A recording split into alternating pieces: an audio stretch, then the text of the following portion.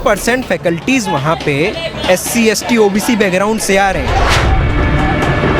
IITs में 98% जो professor है वो अपर कास्ट है। तुम तो दलित बैकग्राउंड से आते हो, तुम तो रिजर्वेशन वाले हो, तुम कोटा वाले हो। ये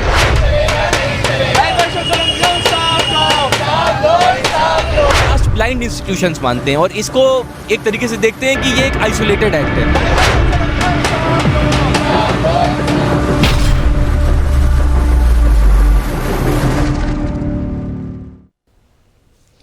जाति से मिला आरक्षण तो सबको दिखाई देता है, लेकिन जाति से मिला एक अन्याय और भेदभाव किसी को दिखाई नहीं देता। क्यों? क्या आपको लगता है कि ये आज के समय की सच्चाई है? नमस्कार, मेरा नाम है गीत उदय सैनी और इस वक्त आप देखना शुरू कर चुके हैं मेरे साथ ये प्रोग्राम जिसका नाम है स्ट्रेट टॉक। एक और बेहद ही गंभीर विषय के साथ आज आपकी और हमारी फिर मुलाकात हो रही है। आप थोड़ी देर में एक कहानी को सुनने वाले हैं और आप इसे कहानी कह लीजिए एक दलित छात्र की, या फिर आप इसे सच्चाई कह लीजिए। आप वहां बैठे इसे कहानी की तरह लीजिए या फिर सच्चाई की तरह लीजिए, ये आप पर डिपेंड करता है।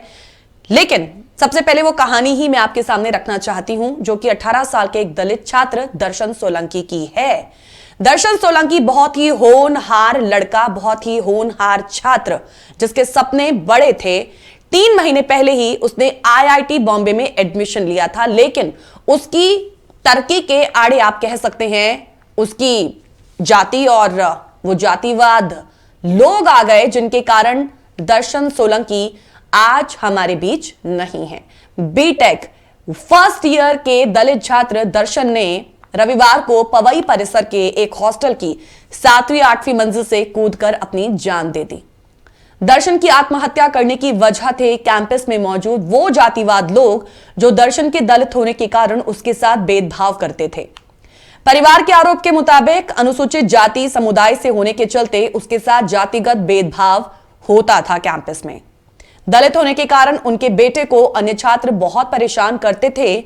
जब वो मकर संक्रांति के दौरान अपने परिवार के पास आया तो दर्शन ने इस बारे में शिकायत भी की थी, खासकर अपनी बहन से, कि अन्य जो स्टूडेंट हैं कैंपस में उनकी क्लास के उसे ये कहकर परेशान करते हैं कि तुम तो एक दलित हो, तुम्हें मुफ्त में पढ़ने का अवसर मिला है। यह दुखद इंसिडेंट होने के साथ संस्थान के साथ साथ अब अस्पताल के अधिकारियों, आप उनकी बात भी सुन लीजिए, उन्होंने मामले को छिपाने की कोशिश की और परिवार के मुंबई पहुंचने से पहले ही दर्शन सोलंकी के शव का पोस्टमार्टम कर दिया।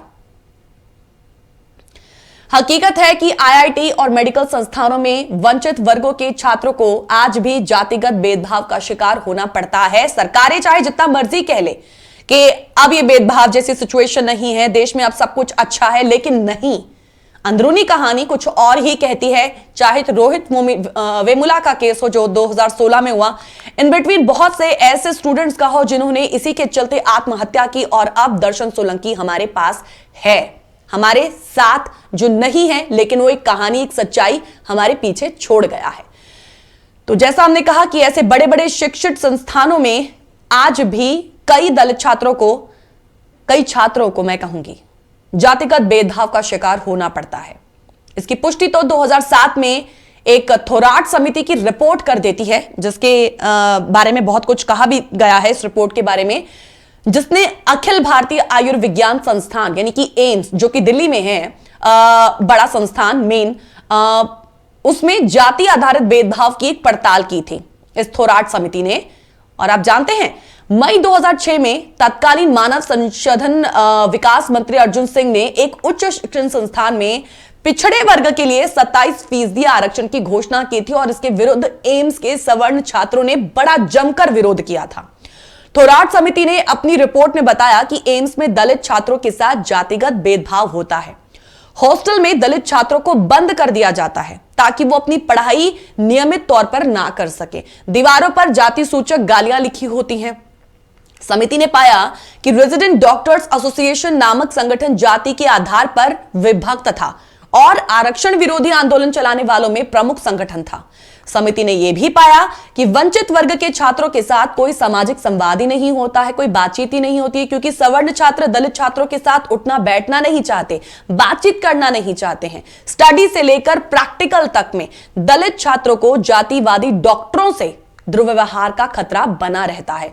इस रिपोर्ट में यह भी पाया गया था कि 72% दलित छात्रों का यह कहना है कि पठन पाठन के दौरान, स्टडी के दौरान उनके साथ यह डिस्क्रिमिनेशन होता है, जबकि 76% दलित छात्रों ने यह आरोप भी लगाया कि एग्जाम्स में उनके साथ न्याय नहीं हुआ। 88% छात्रों का यह मानना था कि उनके साथ प्रैक्टिकल परीक्षाओं में भेदभाव हुआ। 85% छात्रों ने कहा कि उनके पर्यवेक्षक उन्हें समय ही नहीं देते हैं, जो एग्जामिनर्स हैं। तो इन रिपोर्ट, इन आंकड़ों को देखकर भी एम्स प्रबंधन खामोश बना रहा और मार्च 2010 में एमबीबीएस के अंतिम वर्ष के एक छात्र बाल मुकुंद भारती था, उसने भी प्रताड़ना से तंग आकर ऐसे ही खुदकुशी कर ली। हालांकि एम्स प्रशासन और उसके चहेते छात्रों ने यही कहा कि बाल मुकुंद कैंपस के एनवायरनमेंट के साथ तालमेल ही नहीं कर पाया और वो डिप्रेशन का शिकार हो गया। तो आज एक बार फिर से वही हुआ है दर्शन सोलंकी, जिसने 3 महीने पहले ही आईआईटी बॉम्बे में एडमिशन लिया और उसके बाद जातिगत भेदभाव का वो शिकार हुआ, आत्महत्या कर ली। अब क्या हो रहा है? प्रोटेस्ट हो रहा है। ये जो जाति के नाम पर इतने सारे पार्टियां भी बनी हुई हैं, पॉलिटिकल पार्टियां, मेरे ख्याल से तो इन्हें सड़कों पर होना चाहिए, इस तरीके से प्रोटेस्ट करना चाहिए। लेकिन ये स्टूडेंट अपनी पढ़ाई छोड़कर, अपने कैंपस छोड़कर इस तरीके से सड़कों पर क्यों हैं और क्यों आना पड़ रहा है इन्हें? एक स्टूडेंट है जिन्होंने दर्शन सोलंकी इस केस के बाद एक असल सच्चाई जो है वो सामने रखी है। उसका जो रिएक्शन है वो मैं आपके सामने रखना चाहूंगी फटाफट से। हम देखते हैं रोहित वेमुला से लेकर दर्शन सोलंकी तक कितने इंस्टीट्यूशनल मर्डर होते हैं। एम वेंकटेश जो यूनिवर्सिटी ऑफ हैदराबाद के पीएचडी स्कॉलर थे, सेंथिल कुमार जो जेएम यूनिवर्सिटी के पीएचडी स्कॉलर थे, पायल ताड़वी जो एमबीबीएस के स्टूडेंट थे, बाल मुकुंद जो एम्स से एमबीबीएस कर रहे थे और अपने विलेज के इकलौते इतने पढ़े हुए बच्चे थे, मनीष कुमार, इन सब का इंस्टीट्यूशनल मर्डर होता है। हम देखते हैं कि आज आईआईटीज में 98% जो प्रोफेसर है वो अपर कास्ट है। हमारी यूनिवर्सिटीज में 95% प्रोफेसर अपर कास्ट है और यही नहीं 93% एसोसिएट प्रोफेसर अपर कास्ट है। ऐसे माहौल में बहुजनों का जो ड्रॉप आउट है वो एकदम चरम सीमा पर है। हम देखते हैं कि दलितों को सिर्फ इसलिए गाली दी जाती है क्योंकि वो दलित है। उनसे कहा जाता है कि आप तो बिना मेरिट के आ गए हैं, आप तो रिजर्वेशन वाले हैं, आप तो कोटा वाले हैं, अरे आपका एडमिशन तो हो जाएगा। क्यों? क्योंकि हम लोग दलित हैं। इस तरीके का डिस्क्रिमिनेशन होता है हमारे इंस्टीट्यूशंस में। वहीं ये लोग बोलते हैं कि हम तो इंस्टीट्यूशन में कास्ट देखते ही नहीं है, कि हम तो इस तरह से ट्रीट करते हैं कि कास्ट है ही नहीं। और दूसरी तरफ जेएनयू जैसे इतनी बड़ी यूनिवर्सिटी जहां पर दलित को सिर्फ सिंगल डिजिट में इंटरव्यूज में नंबर दिया जाता है। इस छात्र ने जो कुछ कहा है वो आपने अगर सुना होगा तो आप खुद भी वहां पर बैठे आंकलन लगा सकते हैं कि आज की सच्चाई इस मामले को लेकर क्या है। दर्शन सोलंकी का मामला अब हमारे और आपके सामने है और ऐसे कितने ही दर्शन रोज अपने जीवन का अंत कर रहे हैं या उनका सामाजिक जातीय व्यवस्था में अंत कर दिया जा रहा है। कुछ सवाल है हमारे आज के इस विषय के साथ जुड़े हुए, उन सवालों पर प्लीज आप गौर करें और कॉल कर अपनी राय हमारे साथ साझा करें, क्योंकि ये सवाल सिर्फ इस मामले के साथ नहीं, ये जो सवाल हैं विदेशों में भी इस तरीके की जो सिचुएशन सामने आती है, खासकर भारतीय समुदाय के साथ जो वहां पर काम करने जाते हैं, जो वहां पर छात्र पढ़ने जाते हैं, ये सवाल उसके साथ भी जुड़े हुए हैं। छात्र दर्शन सोलंकी मामले को सबसे पहले तो आप क्या कहेंगे? Would you call it a suicide और एन इंस्टीट्यूशनल मर्डर? दलित बहुजनों के साथ इस प्रकार की घटनाएं क्यों बार बार होती हैं? शिक्षण संस्थानों में व्याप्त जातिवाद सोच, पाखंड पर आप क्या कहेंगे? आईआईटी, आईआईएम और ऐसे और भी बड़े बड़े इंस्टीट्यूशंस हैं जहां पर दलित फैकल्टीज में दलित क्यों गायब हैं, क्यों उनका रेशो, क्यों उनका परसेंटेज आज भी ज्यादा नहीं है, बल्कि सरकारी आंकड़े तो कहते हैं कि 27% होना चाहिए, 30% होना चाहिए, लेकिन वो प्रतिशत सिर्फ 1 या 2% के तौर पर ही हमें नजर आता है। ये सवाल हमारे व्यूअर्स के लिए खास है। मैं ये जानना चाहती हूं आज कि विदेशों में भी भारतीय जातिगत का भेदभाव होते हैं, जाति ही समस्या है, तो फिर स्वीकार तो करें, तभी तो निदान संभव है। लेकिन यह होगा कब, यही तो अहम सवाल है। रोहित वेमुला से दर्शन सोलंकी तक कैसे बंद होगा छात्रों की मौत का सिलसिला, आज इसी पर थोड़ी ही देर में बहुत ही गंभीर चर्चा, बहुत ही खास मेहमान के साथ, जिन्हें अक्सर आप टेलीविजन स्क्रीन पर हमारे साथ देखते हैं। ऐसे कई मसलों पर वो हमारे साथ बातचीत करते हैं और सच्चाई जो है वो हमारे और आपके सामने रखने की कोशिश करते हैं कि स्थिति जो एक्चुअल में है वो आखिर है क्या और उसका निदान कैसे संभव हो सकता है। छोटे से ब्रेक के लिए रुकेंगे, तुरंत लौटेंगे स्ट्रेट टॉक में। आईआईटी बॉम्बे के छात्र दर्शन सोलंकी जो कि अब नहीं रहे, उनकी संस्थानिक हत्या ने एक बार फिर से दलित छात्रों के प्रति संस्थानों में होने वाले जो बिहेवियर है उसके प्रति कई सवाल खड़े किए हैं। किस तरीके से उन्हें इस पूरी सामाजिक व्यवस्था में, इस पूरे स्ट्रक्चर में पॉइंट आउट कर शिकार बनाया जाता है। शिक्षण संस्थानों में लगातार दलित छात्रों को जातीय दुर्व्यवहार, ये उत्पीड़न और हिंसा का सामना करना पड़ता है। And this is the bitter truth. यह सिलसिला कोई नया नहीं है, बल्कि इसकी जड़ें, इसकी जो रूट्स हैं वो हमारी शिक्षा व्यवस्था से लेकर सामाजिक व्यवस्था में बहुत मजबूती के साथ व्याप्त हैं। बेशक देश आजादी की अपने 75वें साल का जश्न मना रहा हो, लेकिन इस देश में जातीय हिंसा, दुर्व्यवहार, छुआछूत अपने चरम पर आज भी है। और यह किसी एक कालखंड में ऐसा नहीं बना, बल्कि अपनी सामाजिक संरचना में ही वो जातीय व्यवस्था का पोषक रहा है। तभी तो समाज में दलितों के खिलाफ कायदे से इतनी नफरत फैलाई गई, जिसकी अभिव्यक्ति हमारे सामने शिक्षण संस्थानों तक में संस्थानिक हत्या के रूप में सामने आ रहा है। क्योंकि ये सच्चाई है और इसके साथ जो जुड़े सवाल हैं वो सिर्फ आज सवाल ही क्यों हैं।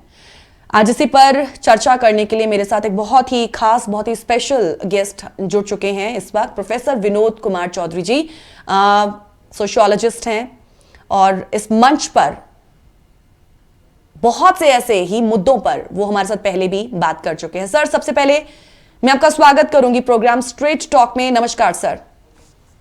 नमस्कार। प्रोफेसर साहब, दर्शन सोलंकी 18 साल का वो छात्र जातिगत भेदभाव का शिकार हुआ। 3 महीने पहले ही आईआईटी बॉम्बे में उसका एडमिशन हुआ था और कई दफा उसने बहुत ही परिवार से ये बातें कहने की कोशिश की, बहुत ही दबी जबान में उसने परिवार से ये जो है बातें रखी कि जातिगत भेदभाव का वो शिकार हो रहा है, कास्ट डिस्क्रिमिनेशन हो रहा है वहां पर उनके परिवार वालों को नहीं पता था कि जो लोग सुसाइड कर लेते हैं उनके बारे में उनके बेटे के तर्क कुछ और ही थे कि ये जो करते हैं वो गलत करते हैं। तो आज खुद ही उसने ये कृत्य कर डाला। इस पूरे के पूरे मामले को हम किस तरीके से देखते हैं? ये पुष्टि क्या करता है जो कुछ हुआ है? फिर दर्शन सोलंकी ने जो किया, दलित बहुजनों के साथ इस प्रकार की घटनाएं ये क्या दर्शा रही हैं? आज हमारे समाज में रह रहे लोगों को क्या संदेश दे रही है? देखिए, मुझे विभिन्न देश और विदेश के इंस्टीट्यूशन में रहते हुए लगभग 18-20 साल हो गए हैं और मैं जो भी अभी बोलूंगा वो अपने एक्सपीरियंस से, अपने रिसर्च से, और क्योंकि मैं सोशियोलॉजिस्ट हूं तो हमारा काम ही ये है कि समाज में होने वाली विभिन्न घटनाओं पे नजर रखा जाए, उनके एक्सपीरियंस से बात करूंगा। तो जितने भी मैं कैंपस में गया हूं, ना केवल देश में बल्कि विदेश में भी कास्ट के नाम पे डिस्क्रिमिनेशन होता है और भारतीय छात्र आपस में एक दूसरे के साथ में करते हैं। और ये जाति है कि जाति नहीं है, जाति इतना डीपली जा चुकी है हमारे अंदर कि जाति के नाम पे संस्थाएं बन रही हैं, जाति के नाम पे रजिस्ट्रेशन हो रहे हैं अलग अलग संस्थाओं के। और ये जो कास्ट ग्रुप है ये इस तरीके से डायरेक्ट और इनडायरेक्ट प्रेशर बनाते हैं कि बच्चे को पता नहीं लगता है कि मेरे साथ हो क्या रहा है, और धीरे धीरे वो प्रेशर इतना पाइलअप हो जाता है कि उसको सुसाइड तक करने की नौबत आ जाती है। एक दिन में कोई ऐसा इंसिडेंट नहीं करेगा, लेकिन जब उसको 4 बार, 10 बार, 20 बार उसको रिमाइंड करवाया जाता है कि यू डोंट डिजर्व हेयर, कि आप आए हैं रिजर्वेशन के भरोसे, इसलिए आपके नंबर कम हैं, इसलिए आप डिजर्व नहीं करते हैं, इसलिए आपको आईआईटी में या बाकी प्रीमियर इंस्टीट्यूशन में नहीं होना चाहिए। ये उनको बार बार रियलाइज करवाने की कोशिश किया जाता है। उसके साथ साथ में ये इंश्योर हो किया जा रहा है एक तरीके से कि जो दलित हमारे शिक्षक हैं वो भी कम से कम आईआईटीज वगैरह या जो टॉप इंस्टीट्यूशन है उनमें पहुंचे। जब हमारे स्टूडेंट ही इस तरीके से आत्महत्या कर जाएंगे तो पहुंचेगा कौन वहां तक। मैं पंजाब यूनिवर्सिटी चंडीगढ़ में पढ़ा रहा हूं, यहाँ पे अभी तक ओबीसी का रिजर्वेशन लागू नहीं है।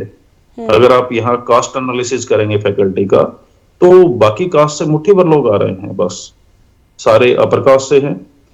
तो अपर कास्ट अंदर भी बहुत सारे वेरिएशंस हैं और उसकी हम फिर कभी बात करेंगे। लेकिन जो फैकल्टी में रिप्रेजेंटेशन नहीं होना, फिर धीरे धीरे छात्रों में रिप्रेजेंटेशन नहीं होना हमारे बाकी तबकों का, ये दर्शाता है कि हम डिस्क्रिमिनेशन कर रहे हैं। कैंपसेस में डिस्क्रिमिनेशन आज भी चल रहा है। मैं जेएनयू में 5-6 साल रहा कैंपस के अंदर, वहां पे बाकायदा ग्रुप चलता था जो एक जाति विशेष के लोग होते थे, खासकर वहीं के स्टूडेंट होते थे और बाहर से उनको थोड़ा फंडिंग वगैरह मिलता था। उनका काम ये होता था कि हॉस्टल हॉस्टल जा जाके वो एंटी रिजर्वेशन मुहिम चलाएं और अपने 1-2 कास्ट के जो छात्र उनके साथ में सहानुभूति रखने वाले हैं उनको अपने साथ में ले लें और वो आगे से आगे ऐसा करते रहें। आप देखेंगे कई कैंपसेस में होता है कि यहाँ पे हम एक सपोज नॉन वेजिटेरियन खाना नहीं परोसे जाने देंगे। उनसे पूछे कि क्यों नहीं परोसने देना है, बोला ये मेरा धर्म के खिलाफ है, ये मेरी जाति के खिलाफ है या मेरे ये सेंटिमेंट के खिलाफ है।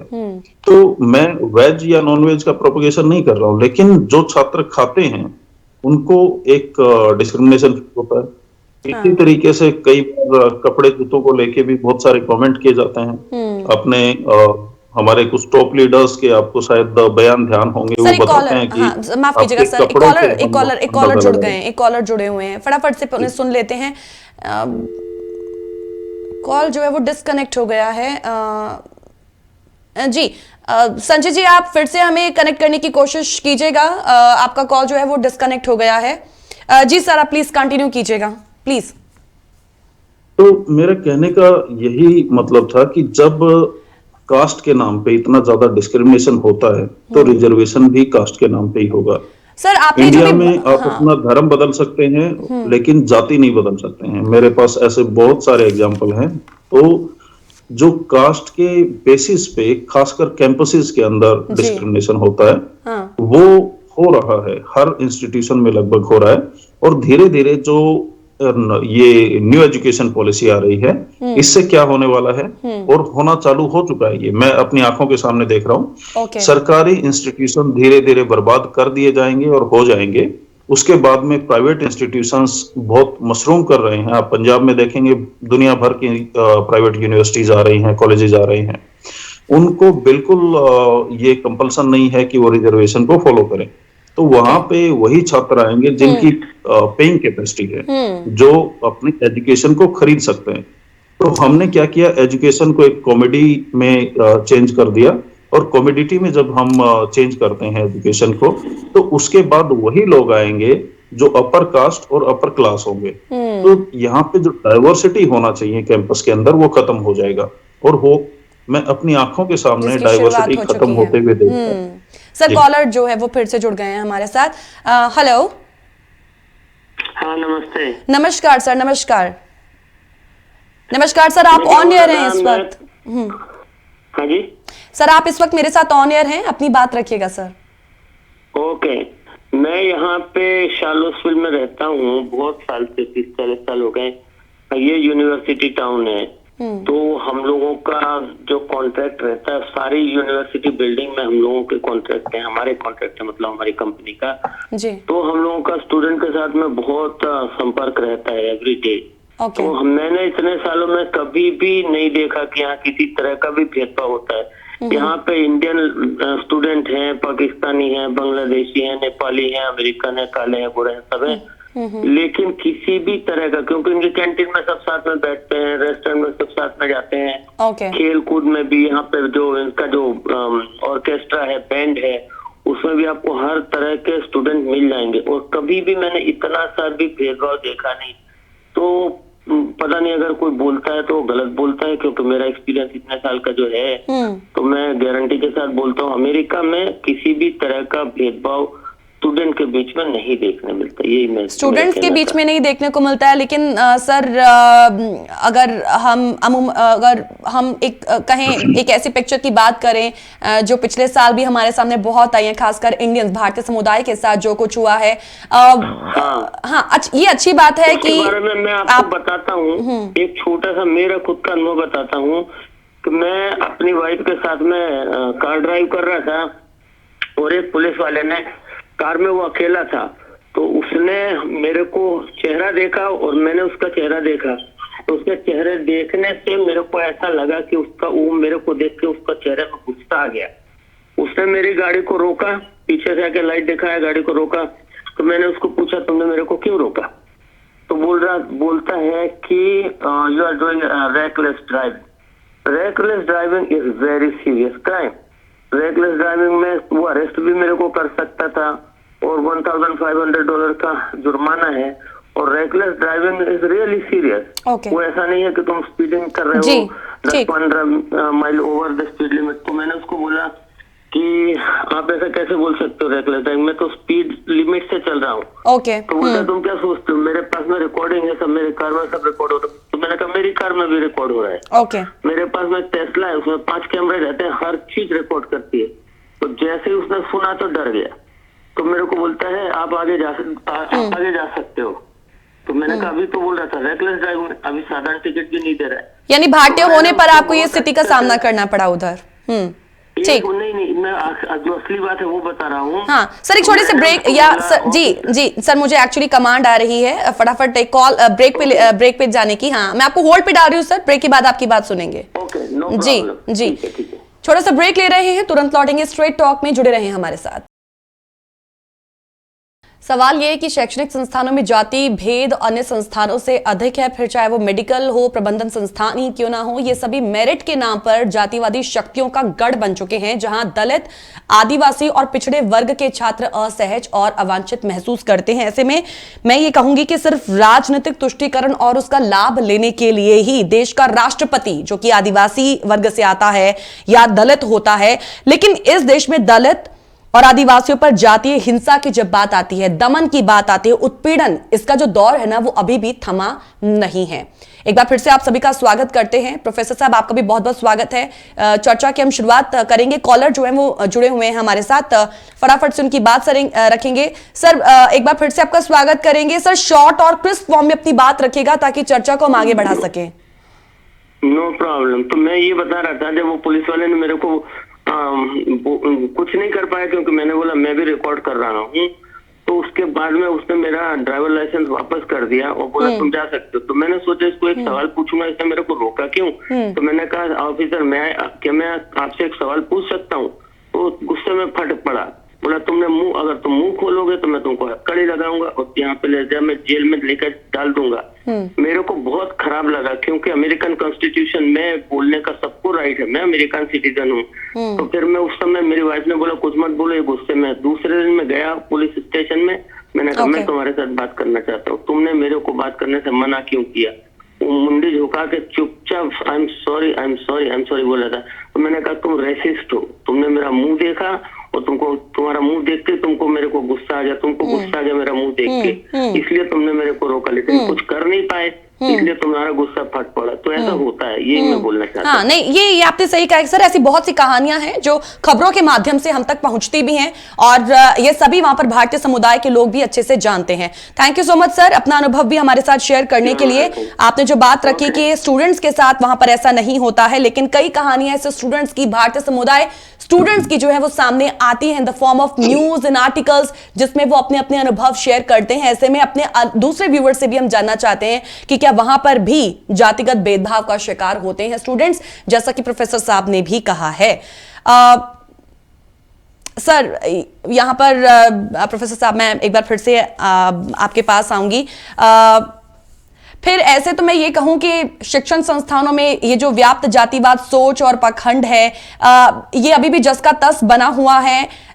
शायद हम सभी को पहले एक्सेप्ट करने की जरूरत है, निदान तभी संभव है। लेकिन अहम सवाल यह है कि एक्सेप्ट कोई कर भी रहा है या नहीं। पहले तो सच्चाई को ही जानने की जरूरत है कि जातिगत भेदभाव होता है, जो कि सरकारें भी कहती हैं कि नहीं होता है।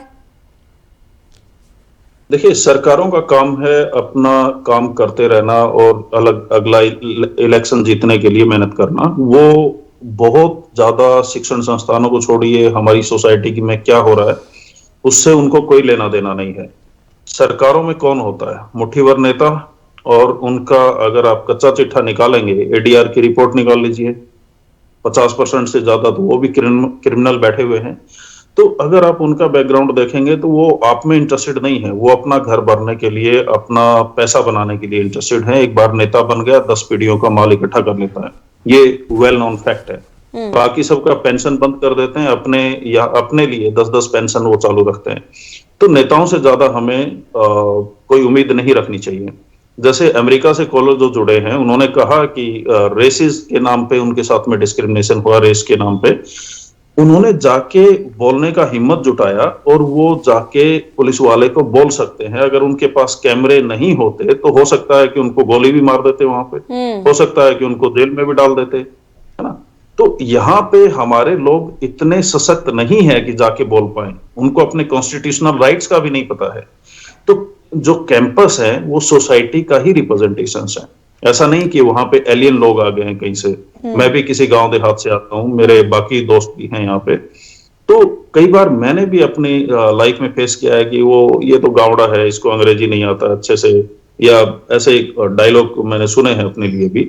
और बहुत सारी जगहों में जहां पे मुझे बुलाया जाना चाहिए था बोलने के लिए, वहां पे कई बार नहीं बुलाया जाता, just because of my ideology और मेरे बैकग्राउंड की वजह से। तो मुझे उससे बुरा नहीं लगता है, क्योंकि मुझे पता है कि ये होने वाला है, क्योंकि मैं सोशियोलॉजी पढ़ाता हूँ।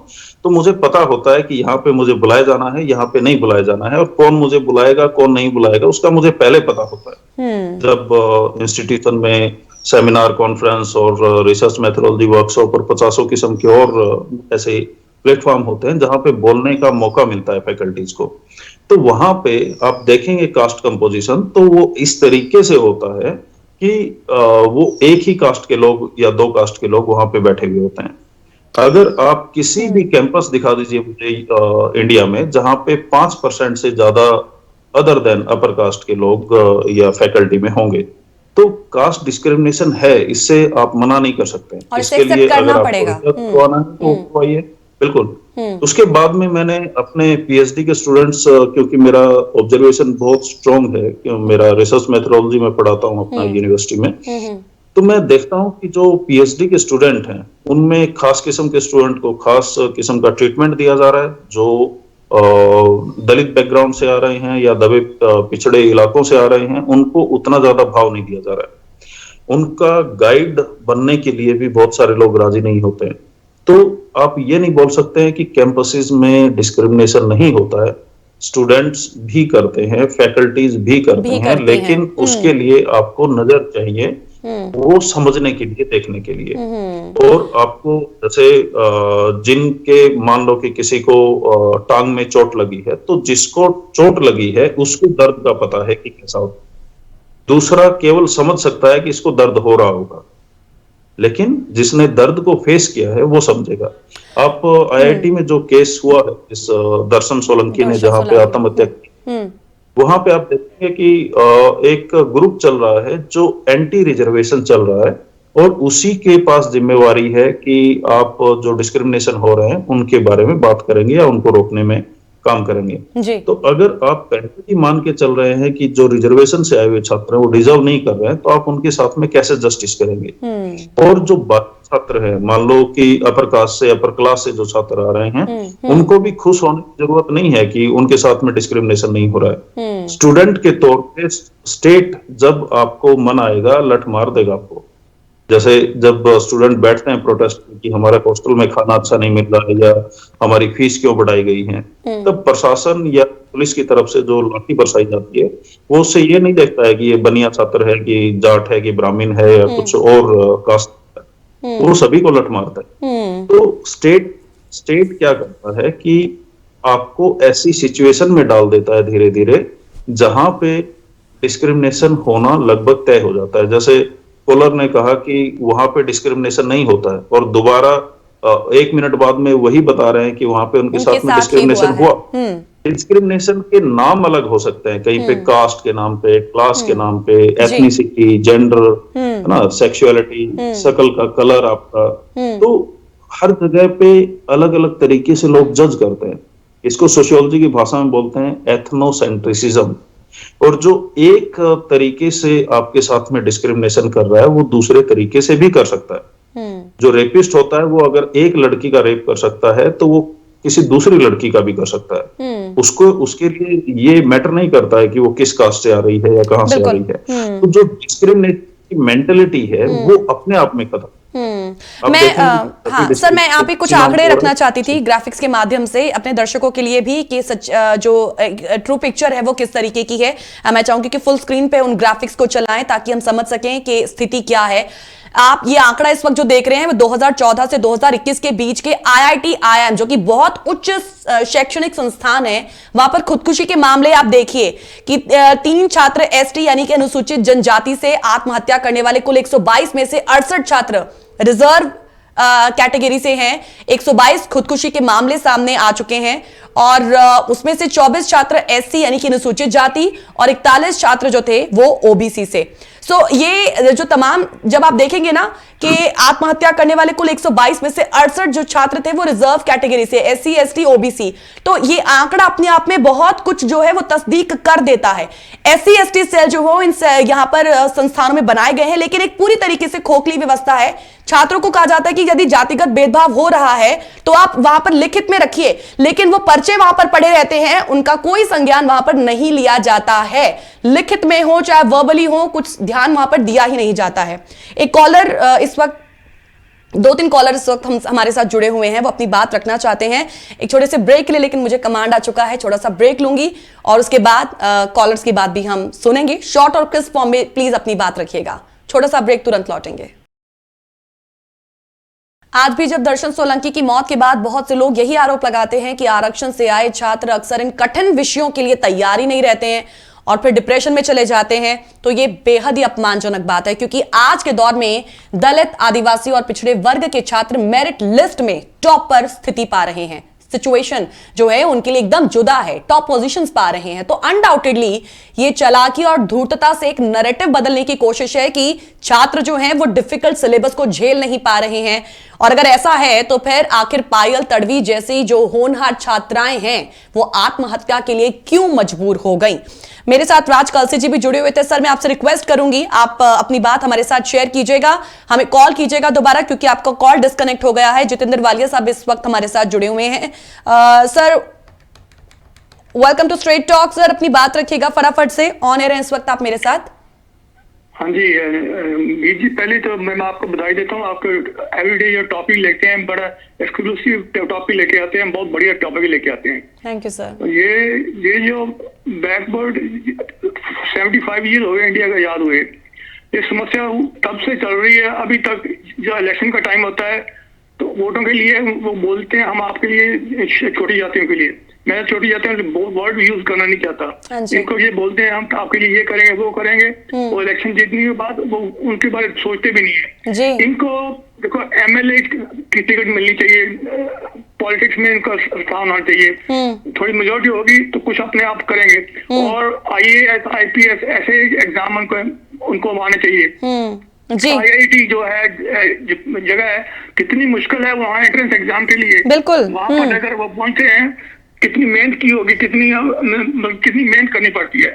और ये मैं कहूँ यहाँ पर अमेरिका में भी है डिस्क्रिमिनेशन, जैसे यहाँ पर कास्ट, आपके यहाँ कास्टिज्म है, वहाँ पर यहाँ पर है कलर व्हाइट और ब्राउन कलर, तो वो डिस्क्रिमिनेशन है यहाँ पर। जो बड़े शहरों हैं उसमें थोड़ी कम है, जैसे न्यूयॉर्क में थोड़ी कम है।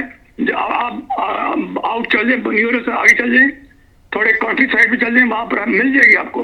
और आपको यहाँ तक भी है कि आप हाई क्लास एरिया में आप हाउस बाई करना चाहते हैं वहाँ अगर मेजोरिटी व्हाइट है तो आपको शायद हाउस नहीं मिलेगा वहाँ पर। सर अच्छी बात है कि अमेरिका के अभी सिएटल को लेकर जो खबर आई कि वहां पर जातिगत भेदभाव अगर किया जाएगा तो हालांकि उसको एक बैन कर दिया गया है, तो उसके लिए एक अलग से जो ये बात कही गई है ये बड़ी सही है, लेकिन चाहते कि ये जो वहां पर किया गया है ना, ये यहां पर भी ऐसा होना चाहिए और पूरे अमेरिका में भी होना चाहिए, क्योंकि कई ऐसे केसेस वहां पर आते हैं जब स्टूडेंट्स के साथ ऐसा होता है, स्टूडेंट्स जो है वो सुसाइड करने पर मजबूर हो जाते हैं। Thank you sir. Thank you sir, thank you अपनी बात हमारे साथ रखने के लिए। कुछ और कॉलर भी इन बिटवीन हमारे साथ जुड़ने की कोशिश कर रहे थे, तो you can call us in between the discussion sir, क्योंकि ये हमारा आखिरी सेगमेंट है और मैं जल्दी से चाहूंगी कि मैं आपके पास आऊं, वो आखिरी सवाल ले लूं।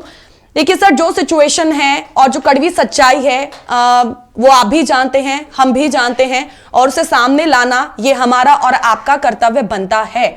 लेकिन क्योंकि जब इस पूरे खबर को मैंने भी कल पढ़ा था तो मेरे अंदर अचानक से ही कुछ ऐसे सवाल थे कि ऐसा है तो है क्यों? हम 21st सेंचुरी की बात करते हैं, इतनी डेवलपमेंट्स की बात करते हैं कि हमें इतनी ट्रिलियन जो है वो इकोनॉमी पर पहुंचना है, ये करना है, वो करना है। अंदरूनी समस्याएं आपकी इतनी ज्यादा गहरी हो चुकी हैं कि आप उन्हें सुधार नहीं पा रहे हैं, आप उस ऑर्थोडॉक्स थिंकिंग को तोड़ नहीं पा रहे हैं, इनफैक्ट स्टूडेंट्स के अंदर नहीं तोड़ पा रहे हैं, फैकल्टी के अंदर नहीं तोड़ पा रहे हैं, तो सिस्टम बदलेगा तो बदलेगा कैसे?